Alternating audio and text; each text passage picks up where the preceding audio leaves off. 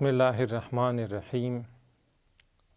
اسلامی نظریہ کائنات یا اسلامی آئیڈیالوجی کا بنیادی ترین نظریہ یہ ہے کہ یہ کائنات، یہ مادی دنیا، یہ انسان اور یہ زمین و آسمان خود بخود نہیں بنے، ان کا بنانے والا خالق موجود ہے، اور وہ خالق ایک اور فقط ایک ہے۔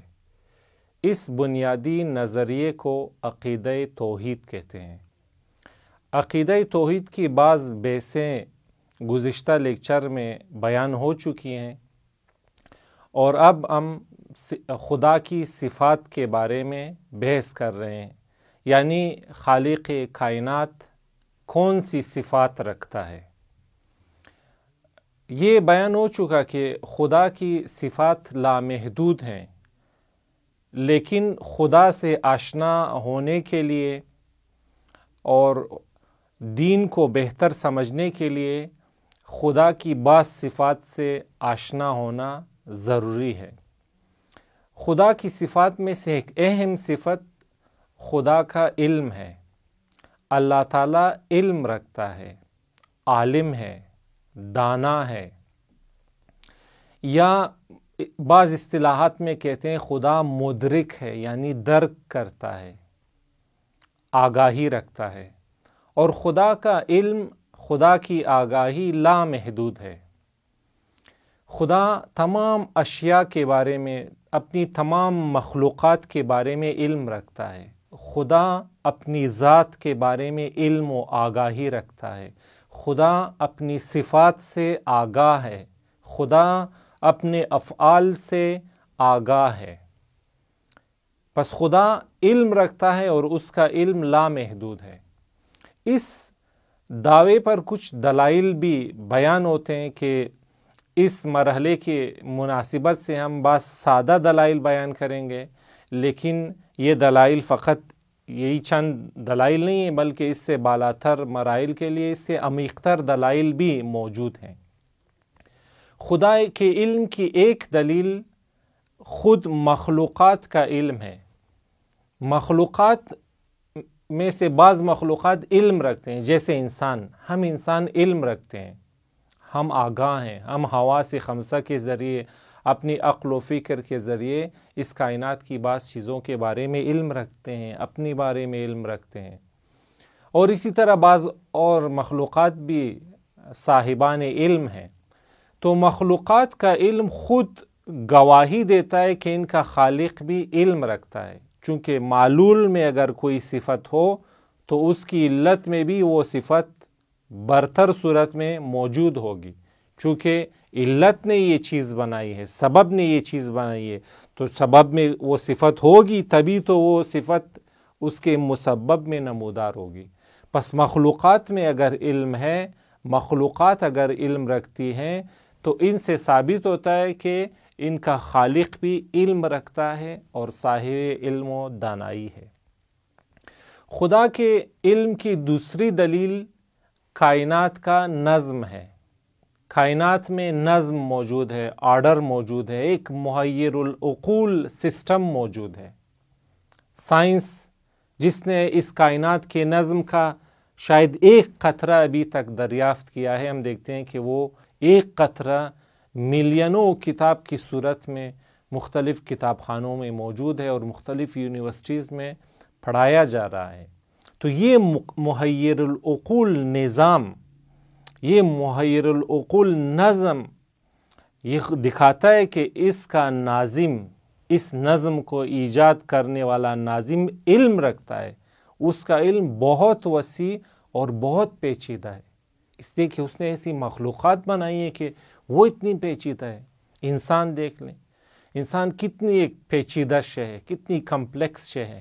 انسان کا ڈی این اے دیکھ لیں، انسان کی دوسری صفات دیکھ لیں، انسان کے اندر 200 ٹریلین سیلز کو دیکھ لیں، اور یہ ہمارے سر پہ جو اربوں خربوں کے حساب سے ستارے ہیں، ان کے اندر جو عجیب و غریب نظام ہے، تو یہ سب اس چیز کی گواہی دیتے ہیں کہ ان نظاموں کو ایجاد کرنے والا ناظم علم رکھتا ہے، کیونکہ علم کے بغیر ممکن ہی نہیں کہ وہ یہ عجیب و غریب، یہ محیر العقول نظام پیدا کر سکے اور ایجاد کر سکے۔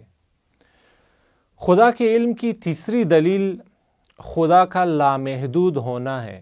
پچھلی بحثوں میں گزر چکا کہ خدا لامحدود ہے، اس کے وجود کی کوئی حد نہیں، کوئی باؤنڈری یا کوئی لمٹ نہیں، چونکہ اگر لمٹ ہوتی تو خدا اس لمٹ کے بعد نہیں ہوتا، اور نہ ہونے کا مطلب یہ ہوتا کہ وہ ناقص ہے۔ کوئی ایسی چیزیں ہوتی جو خدا میں نہ ہوتی، لمیٹڈ ہونے کی صورت میں اس کا مطلب یہ ہوتا کہ خدا ناقص ہے، اس کے اندر عیب ہے، اور ناقص اور باعیب شے خدا نہیں ہو سکتی۔ جب خدا لامحدود ہے، اس کا مطلب یہ کہ خدا ہر جگہ موجود ہے، خدا ہر جگہ حاضر ہے۔ ہر جگہ حاضر ہونے کا مطلب یہ کہ ہر چیز خدا کے سامنے موجود ہے، خدا ہر چیز کے بارے میں علم بھی رکھتا ہے۔ پس ان چند دلائل سے یہ ثابت ہوتا ہے کہ خدا علم رکھتا ہے، آگاہی رکھتا ہے، لیکن یہ چیز قابل توجہ ہے کہ خدا کا علم انسان کے علم جیسا نہیں، خدا کی کوئی مثل نہیں۔ وحدانیت خدا میں یہ بات بیان ہوئی کہ خدا چونکہ لامحدود ہے، لہذا اس جیسی کوئی بھی شے نہیں، نہ اس کا کوئی شریک ہے، نہ اس کی مثل و مانند کوئی شے ہے۔ خدا علم رکھتا ہے، لیکن اس کا علم ہم انسانوں جیسا علم نہیں۔ ہم انسانوں کا دیکھیں، ہمارا علم تصویروں کے ذریعے، ہم جو مختلف اشیاء کو دیکھتے ہیں تو وہ اشیاء ہمارے ذہن میں نہیں آتی۔ یہ بڑی بڑی اشیاء جو ہم دیکھ رہے ہیں، یہ ہمارے ذہن میں سما ہی نہیں سکتی۔ ہمارا ذہن، ہماری عقل چھوٹی ہے، ہمارا دماغ چھوٹا ہے، یہ چیزیں اس میں نہیں سما سکتی ہیں، بلکہ ان اشیاء کا عکس آنکھوں کے ذریعے عکس ہمارے دماغ میں منتقل ہوتا ہے اور ہم وہ چیز دیکھتے ہیں عکس کے ذریعے۔ اسی طرح کانوں کے ذریعے ہم سنتے ہیں، اسی طرح ہاتھ کے ذریعے ہم لمس کرتے ہیں۔ ان چیزوں کا عکس دماغ کی طرف منتقل ہوتا ہے اور ہم وہ چیز دیکھنے اور سمجھنے کے قابل ہوتے ہیں۔ ایسے علم کو جس میں ایک واسطہ بیچ میں ہوتا ہے، ایک عکس بیچ میں ہوتا ہے، اور اس عکس کے ذریعے ہم اشیاء کو سمجھتے ہیں، اس علم کو علم حصولی کہتے ہیں۔ یعنی وہ علم جو کسی عکس اور کسی کے ذریعے حاصل ہوا ہے، اسے کہتے ہیں علم حصولی۔ لیکن اس کے علاوہ ہم ایک اور علم بھی رکھتے ہیں جس میں واسطہ نہیں ہوتا، بلکہ ڈائریکٹ وہ شے ہمارے پاس حاضر ہوتی ہے، بیچ میں کوئی واسطہ، کوئی عکس نہیں ہوتا۔ جیسے ہم اپنی اندرونی صفات کے بارے میں علم رکھتے ہیں، مثلا ہم علم رکھتے ہیں کہ ابھی میرے بدن میں درد ہے، یا ابھی میں بھوکا ہوں، پیاسا ہوں۔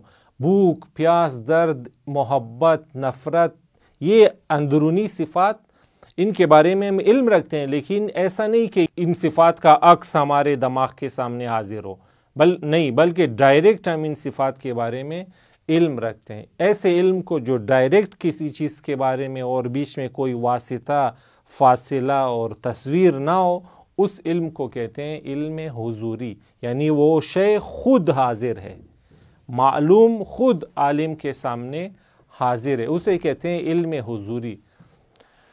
خداوند متعال کا علم کائنات کے بارے میں اور ما سوی اللہ کے بارے میں علم حضوری ہے، یعنی ایسا نہیں کہ اشیاء کا عکس خدا کے سامنے حاضر ہوتا اور خدا اس عکس کے ذریعے علم و آگاہی پیدا کرتا ہو، نہ، خود اشیاء خدا کے سامنے حاضر ہیں، کیونکہ خدا ہر جگہ موجود ہے۔